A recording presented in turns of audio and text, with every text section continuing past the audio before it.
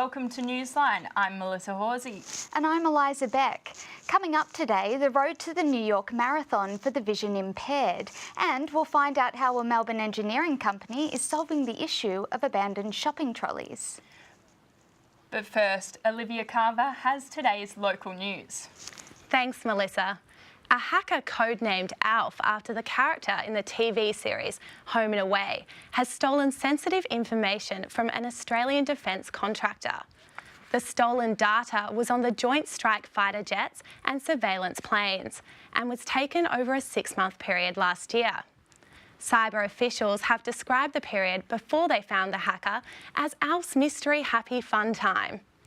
Defence Minister Christopher Pyne has said the government cannot be blamed for the lax in security of its contractors.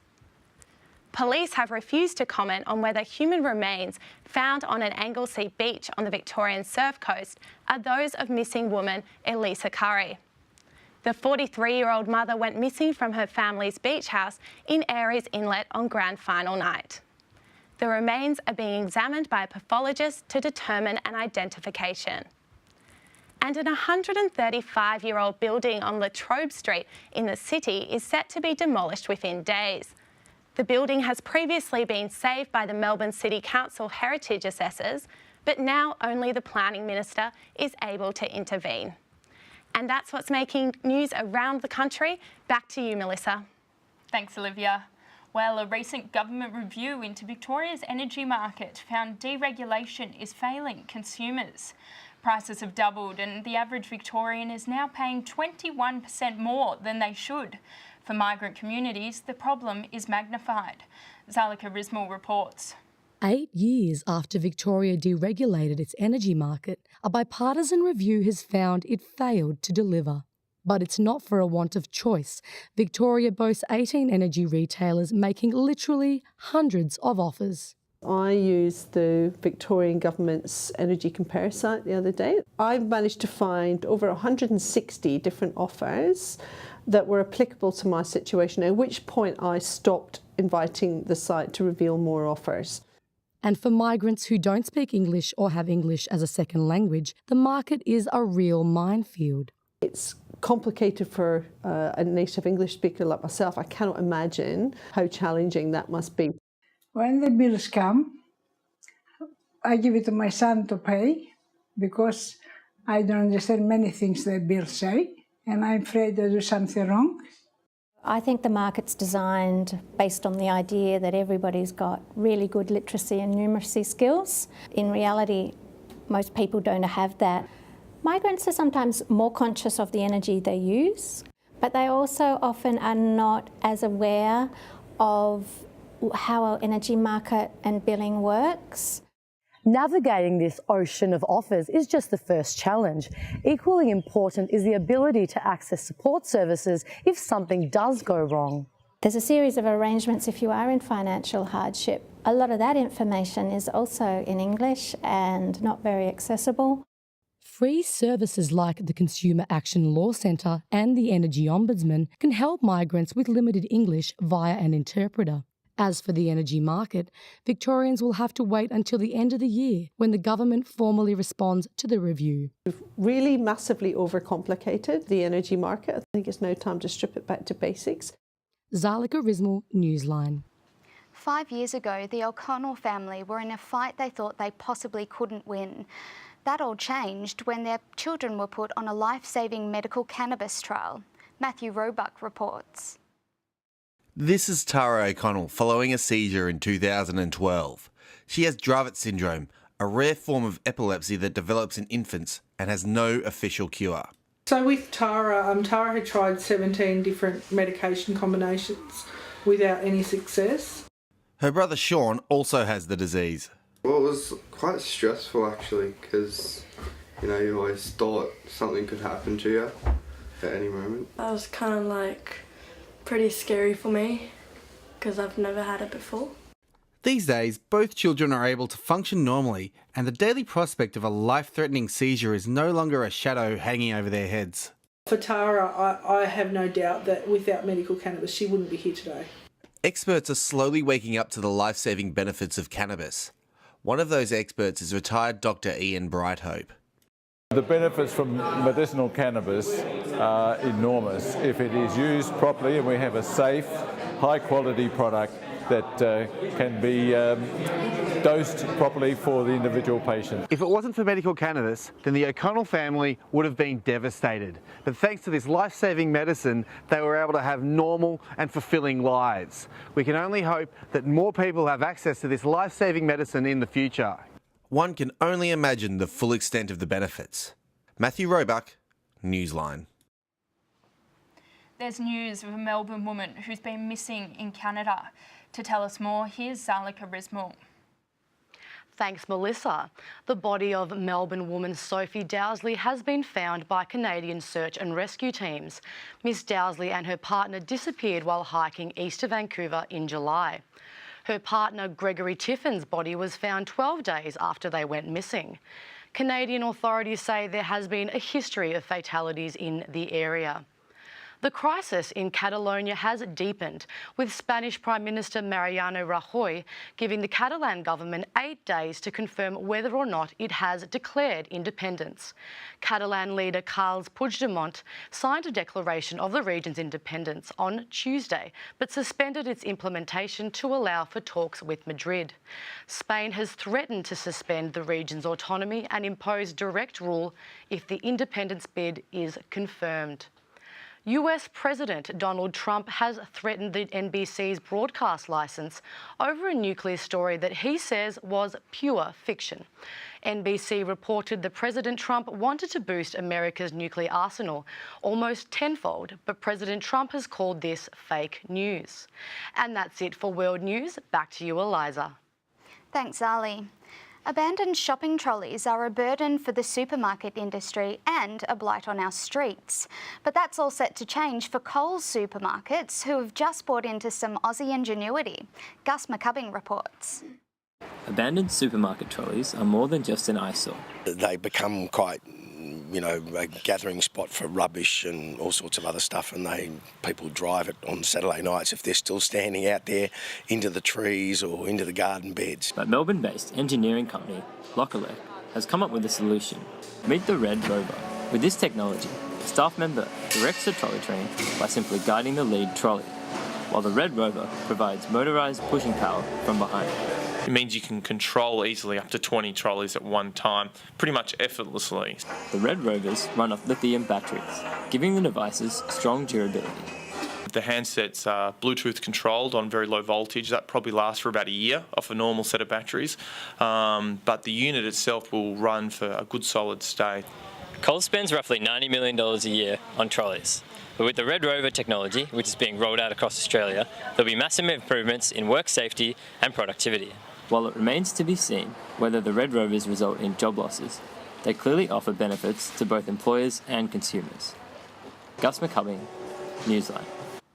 While Red Rover trolleys are already making supermarket car parks safer, Melbourne residents are yet to see the benefits on their streets. Ainsley Kosh reports.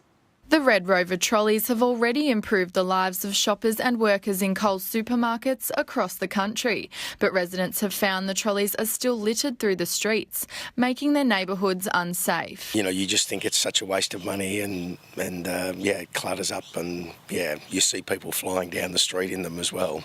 Residents say the amount of trolleys left on the street is a major issue and can also lead to risk-taking behaviour.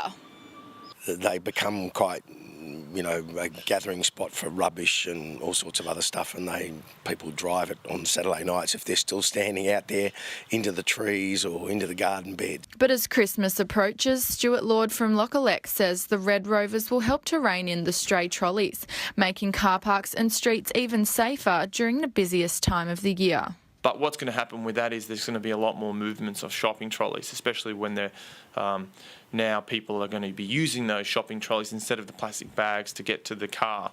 And that means there's going to be more movement, more dependency on availability of trolleys. The trolleys will continue to be rolled out across the country over the next year.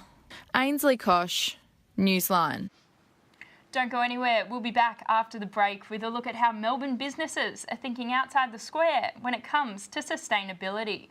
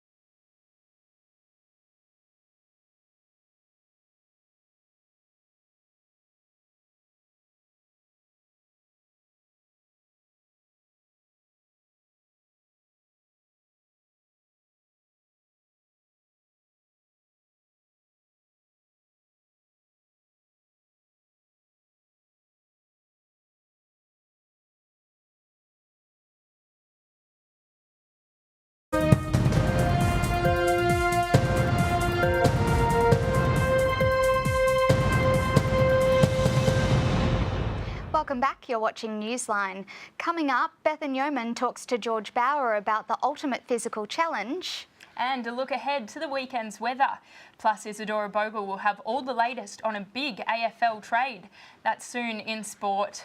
But first, cafes in Melbourne are taking leaps and bounds towards becoming more sustainable, and each are coming up with creative methods of reducing their impact on the environment. Bethan Yeoman reports. Sustainability has become a buzzword in the Melbourne food scene. Sustainable means the less impact that you can have possibly on the environment that you're living in. So making sure that everything that you do is mindful. The practice focuses on local and seasonal to reduce food miles. We're not really interested in bringing food in that's not in season. Working with farmers and forming relationships with farmers locally is really important to us. And recycling everything from cups to coffee grounds. It's definitely possible to create a system where coffee grounds from the venues get reused to grow mushrooms that then return to the venue and on your plate. On-site gardens, once the jewel of country restaurants, are becoming more and more popular. There's lots of herbs and things like lettuce and tomatoes, and they grow all around the site at Ceres. Moroccan Soup Bar won't let you take away any food unless you bring your own container. And companies like Keep Cup have encouraged millions to step away from disposable coffee cups that become unnecessary landfill. Mug walls are also gaining momentum. They're recyclable, you can hand them into the thrift shops, you can bring them back if you want to. It's all about making us think before we do. Do I really need a million napkins, or can I grab a tea towel? That kind of thing, like just little, I don't know, things that make people stop and think. Bethan Yeoman, Newsline. Well, it's not just cafes cleaning up their act. A new Melbourne startup is encouraging businesses to think creatively while acting sustainably by seeking to bring the food on your plate closer to where it's grown. Wilsabel reports. As Melbourne's cafe culture continues to flourish, often little thought is spared for the carbon cost of our avocado on toast. One Alphington company is designing vertical farms which allow restaurants to grow fresh herbs right next to where they're eaten. So the chef can just walk out of the kitchen, snip off the greens straight away on your plate. So it couldn't get any fresher and healthier and better than that. From paddock to plate in just metres, Higher Ground will be one of the first cafes to showcase a farm wall. They think farm wall simplicity will encourage others to follow suit. The reality is if our chefs can get a product that's fresh, locally grown, and if it can save them money, that's generally what chefs and businesses are looking at. So if it ticks all those boxes, I don't see why other venues won't get on board as well. Despite being in the heart of the city, Higher Ground are hoping to prove that you can still grow your own vegetables in a concrete jungle. While there's only a few farm walls for now, the team behind them have grand designs for their concept. We can use the farm wall principle in lots of different ways, from a small model to a whole wall to a major farm to a skyscraper. And it can really be a solution to produce food in the cities. As our cities continue to grow, Farm Wall believe our food can grow right next to us. Wilsabel, Newsline. Running the New York Marathon is a dream for marathoners all over the world. This includes a group of vision-impaired runners and their guides here in Melbourne. Olivia Carver reports. Every Sunday morning, the Achilles running group meets bright and early at the Tan. For some, a walk is more than enough, but others are in serious training for the biggest event on any runner's calendar, the New York Marathon. It's one of the big four, and I would have loved to do an international event. I probably couldn't get a better one than New York. Adam is completely blind and has only been running for 18 months. This is where the finish line he hopes to cross will be when he runs the New York Marathon in November. I've never been out of Australia, so this is two birds, one event really. Francois is a veteran marathon runner and will celebrate his 10th year running by competing in his first New York Marathon. What a way to celebrate it. For most people, running is an individual pursuit, but for vision-impaired runners and their guides, it is a huge team effort.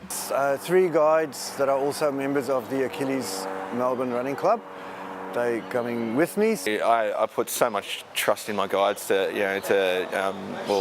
keep up with me, but also to keep me safe. Michael has just undergone his guide training. I was given a blindfold and taken on a taken by a guide around the circuit myself, and I got to see just how intimidating it can be to run without being able to see. A little closer to home, 11 vision impaired runners from the Achilles group will be taking part in the Melbourne Marathon later this month, which will end here at the MCG. And while their owners are training hard, the guide dogs get a well-earned break. Olivia Carver, Newsline. And Bethan, the Melbourne Marathon is this Sunday. Sure is, Mel, and I'm joined by George Bauer, who's about to put anyone training to shame. George is an ultra-marathon runner and this year competed in the gruelling and notorious 89-kilometre Comrades Run in South Africa. Welcome, George. Thanks for having me. So first of all, why would you do such a crazy length run? It was the brainchild of cousins of mine, so I've got cousins in Zimbabwe and Ireland, and we together thought it would be a crazy experience to come together and run this ultra marathon in South Africa, so it was wonderful. And what did you do to train in the lead up to the run? Got to eat a lot, which was great, but yeah, every day trying to do something different, and about 4 days a week of running and then cross training as well. So. And so South Africa is obviously very different from doing something like the Melbourne Marathon. What sort of different cultural quirks were there? Well, it was beautiful. So it was a run that went from A to B, from Durban to Pietermaritzburg, and we went through a multitude of different neighbourhoods, and it was just amazing seeing all the different types of South Africans cheering everybody on. So that was something unique to the run for sure. And important question, how long did it take you? I heard the max is 12 hours? The max was 12 hours, and I went into it slightly underprepared and injured, but I managed to do it in 11 hours and 59 minutes. So really? Well done, just just on the corner. Yeah. And is there something you'd wish someone had told you before you started doing it? That we were going to run out of water. Would have been nice to know. It was extremely hot as well, so I wasn't prepared for how hot it was going to be. And the vertical kilometres we went up were huge as well, so a lot more hill training in the future. So do you think it's more of a mental or a physical challenge? For me, 100% mental, I think. I mean, you've got to have the base fitness there, but to get over the amazing amount of mental walls to push through to keep going for 12 hours was, yeah, it was a huge mental strength required. Wonderful. Thanks, George, for joining us. So if you think the concrete jungle isn't very inspiring, maybe you should look overseas. But for now, good luck to all those competing on Sunday. Back to you, Eliza. Thanks, Beth. Well, they're an iconic form of old technology, so in this age of smartphones, is it time to say goodbye to public telephones? Isadora Bogle reports from Melbourne. When's the last time you used a payphone? I was probably 12. Not really, never used it before. Earlier this year, the Productivity Commission recommended removing payphones as soon as practicable due to a decline in the use of payphones. However, it's likely payphones will remain on the streets for the foreseeable future. The fact that they're not being used as much as they were is not sufficient justification to remove them.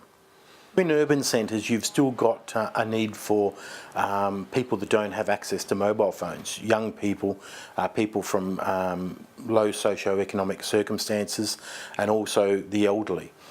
What many people don't realise is that payphones are becoming more valuable infrastructure for the new age.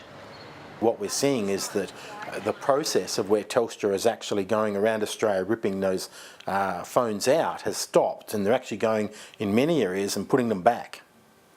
As well as providing a traditional telephone service, payphones now anchor Wi-Fi hotspots. Mark Gregory says the Productivity Commission's report didn't take into account Australia's future needs. We're going to see in the next few years all of those facilities are going to become points of presence for 5G. So the inherent value of those, those telephones will remain. It's really a case of who's going to pay for it. It seems it's not yet time to hang up on the payphone. Isadora Bogle, Newsline. And if you thought payphones were a thing of the past, you may be surprised that cassettes still exist and their sales are on the rise. As Eliza Beck reports, there's more to tape's comeback than just nostalgia. What's old is new again. It continues to live to this day. Lo-fi sound, tape jams and hiss are notorious features of the cassette, so why are they coming back? Well, for a growing number of artists and labels, cassettes are seen as the perfect in-between, providing a physical release without the financial burden of pressing to vinyl. Smaller labels that want to do something that's very niche and they don't have high aspirations for sales targets, or a band that's just like, oh, we don't have like $2,000 to $3,000 to do a run of 200, 300 LPs. It's just so cheap. And with the price of a new cassette somewhere between $5 and $10, it's a boon for music fans as well. Being able to go to a show and then give someone $10 and still get change for physically purchasing their album I think it's amazing. Sony stopped making their iconic Walkman back in 2010, and if your car, or perhaps you, were made sometime after 1995, you probably don't have one of these. So, if you're wondering how you're going to play your new cassette, well, on your phone. They're releasing cassettes with a download inside so that people can then practically play them with the download, and the cassette they can have sitting around showing their solidarity for their musical brethren and sisters. None of the major music retailers are planning to restock cassettes, so although rising, sales will almost certainly remain niche. Just don't be too quick to dismiss the old technology. Eliza Beck, Newsline. So Mel, do you have a tape player? I don't have a tape player, but I have several friends that have record players. Vinyl seems to be back in. How good's Spotify? Spotify is much easier, that's for sure. Stay with us, we'll have all the weather and sport next.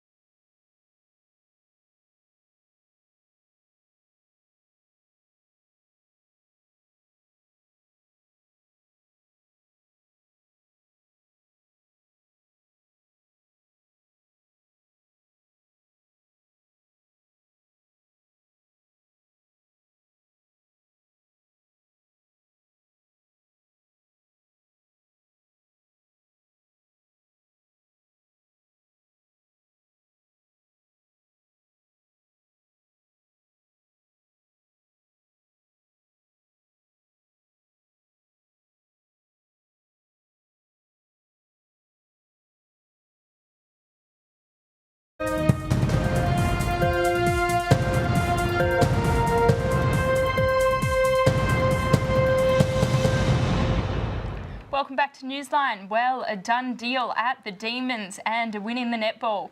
With a wrap of the day's sports news, here's Isadora Bogle. Thanks, Mel. AFL defender Jake Lever is set to become a Demon next year after a trade deal was struck between Melbourne and the Adelaide Crows this morning. Melbourne gave up pick 10 in this year's draft, plus a number of other picks to bring the Victorian back home. In netball, Australia secured the 2017 Constellation Cup with a 55-43 win over New Zealand last night. The results in Adelaide mean the Diamonds hold on to the trophy, which they've won for 7 out of the 8 years the competition has been running. The tournament finishes in Sydney on Saturday. Socceroos star Aaron Moy has shut down reports of a rift with coach Ange Postecoglou. There have been media reports that Postecoglou will resign after Australia's World Cup qualifier against Honduras in November, but he hasn't confirmed or denied those reports. So Eliza, all eyes will be watching as the AFL trade period continues. All eyes but mine, Isadora, thank you. Now to Melbourne's weather, here's Angus McCubbing. And Gus, will it rain this weekend? It'll be dry this weekend, Eliza, but today a cloudy but temperate late afternoon and evening coming up, with a top of 15 degrees and a low of 11 degrees overnight. It's mostly cloudy tomorrow with a top of 16 and a low of 9 degrees. And then Melburnians can look forward to a slightly warmer weekend with a top of 18 degrees on Saturday and a top of 21 degrees on Sunday. I'm Gus McCubbing and I'll always bring the weather with me. Thanks, Gus. Well, that's all the news for now. I'm Melissa Horsey. And I'm Eliza Beck. Tune in for more news tomorrow at 4 p.m. right here on Channel 31 or stream us live on the web. Enjoy your evening. Thanks for watching Newsline. Goodbye. A hard time to be a smoker in Australia.